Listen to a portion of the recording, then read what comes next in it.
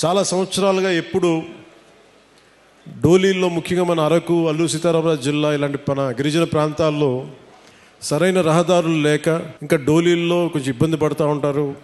రహదారి సౌకర్యం లేదు, డోలీ మోతలు తప్పట్లేదు. గర్భిణీ స్త్రీలకు కానీ ఏదైనా కష్టాల్లో ఉన్నా, ఎనీ అంటువ్యాధులు కలరా లాంటివి వచ్చినా కానీ ఇవన్నీ చూస్తున్నప్పుడు ఒకటే అనిపించింది, కూటమి ప్రభుత్వం తరఫు నుంచి మనం ఏం చేయగలం.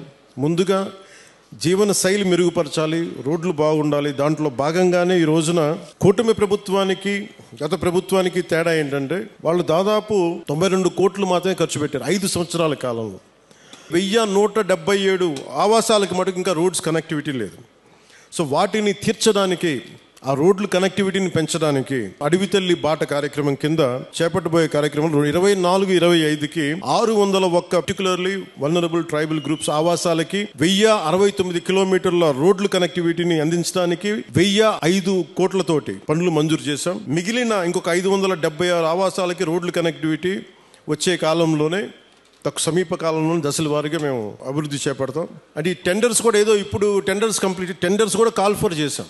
ఇంకో వారం రోజుల్లో పనులు ప్రారంభమవుతాయి. ఏదో మాట్లాడి చెప్పి వెళ్ళిపోవటం కాదు, వారం రోజుల్లో పనులు ప్రారంభమవుతాయి.